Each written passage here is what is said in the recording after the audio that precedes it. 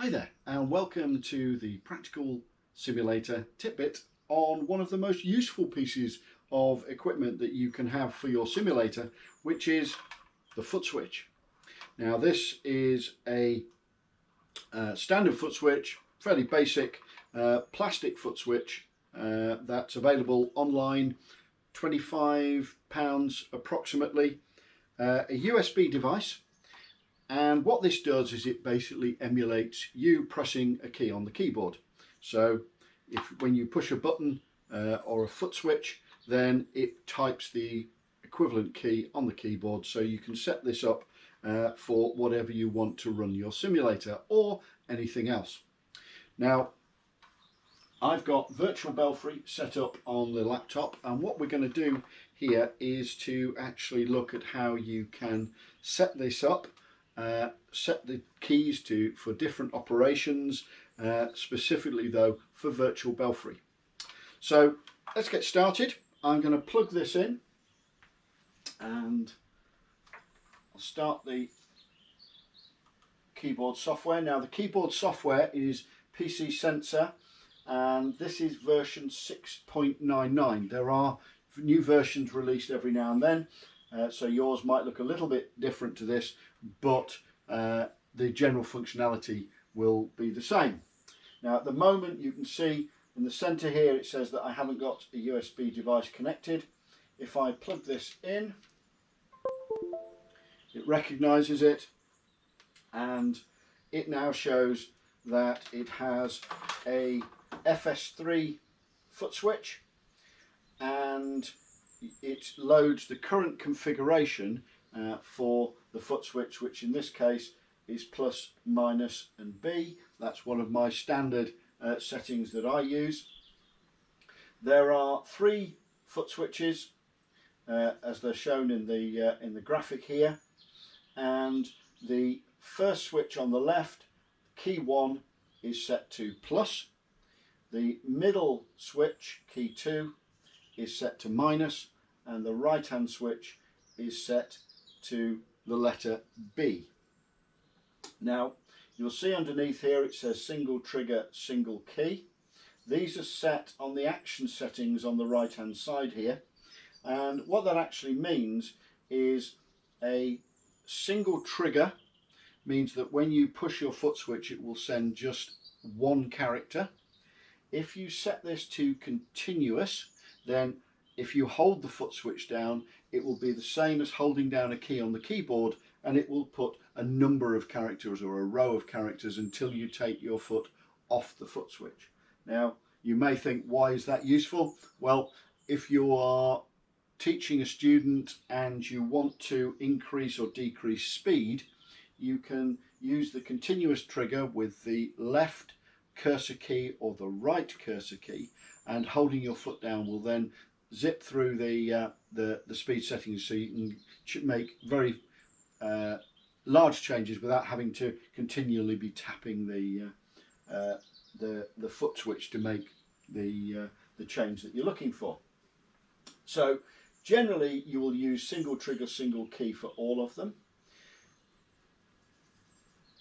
And then you have the option here for a multi-key combination. So that's where you could put in a number of keys, Control Alt F2 for example, and what that would then do is send those 3 keys in order.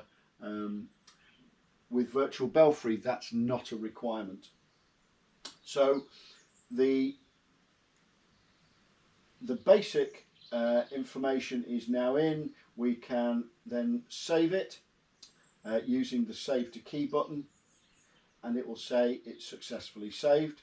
So now we have plus, minus and B, but what are they going to do?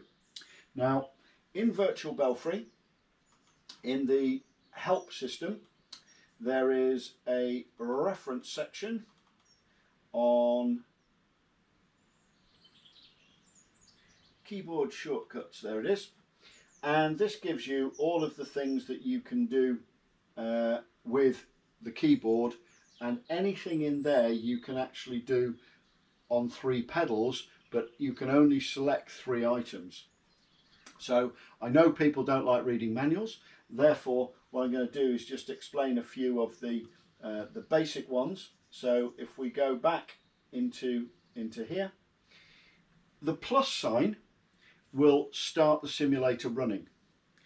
If you press plus again, then if it's already running, it will then start the method that you've selected. Okay, so you can use that one key for two functions.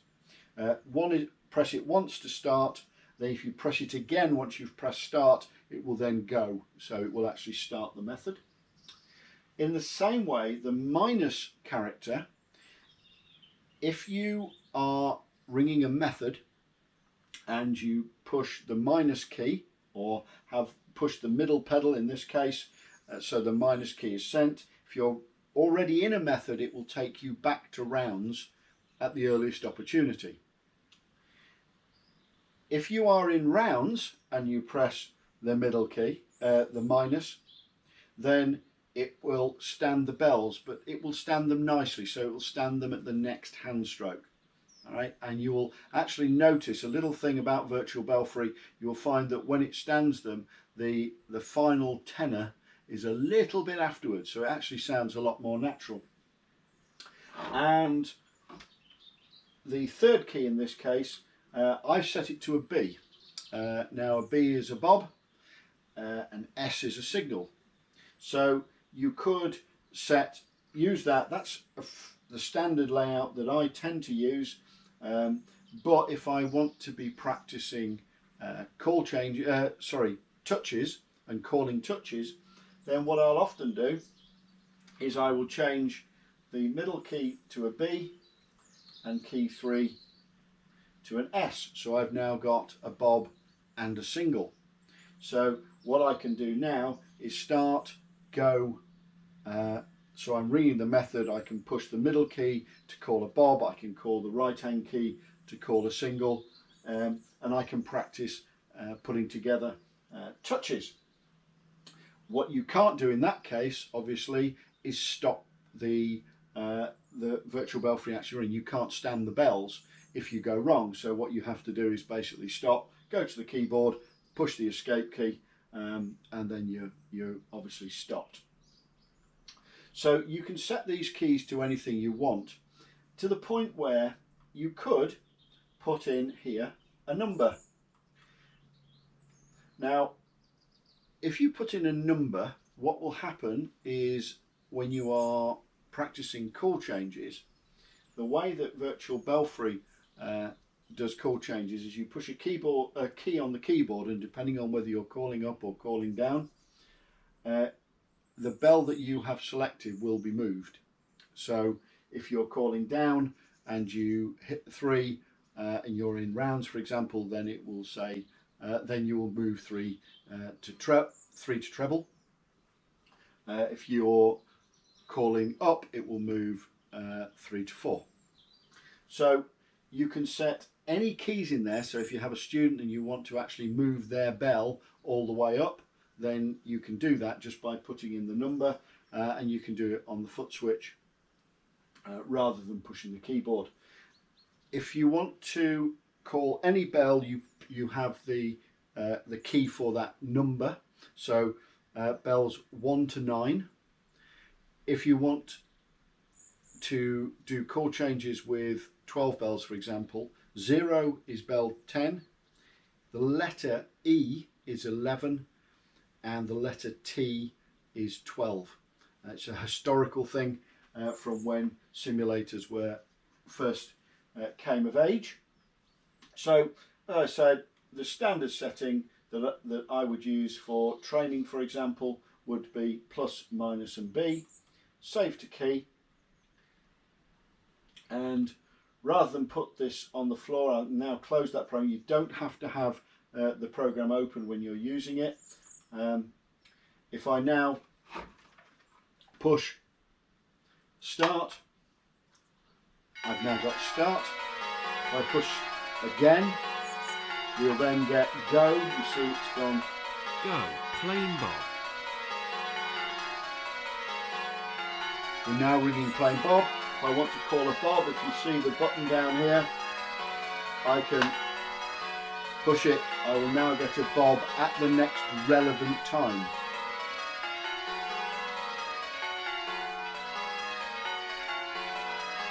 And at any time I have minus in the middle,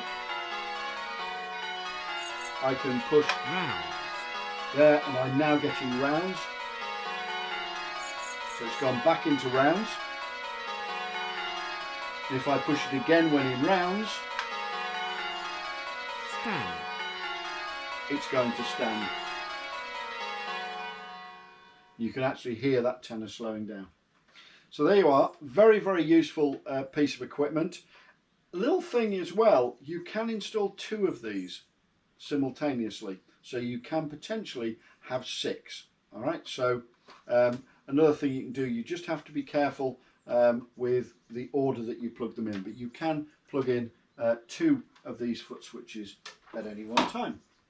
So there you go, that's the tidbit on using a foot switch with your simulator. Hope that's been useful. Please subscribe, and if you have any comments, leave them below. Always delighted to get feedback and comments, and if there's anything else that you want to do in one of these shorter sessions, then just let me know and I'll do the best I can. So thanks very much for watching. I'll see you all soon.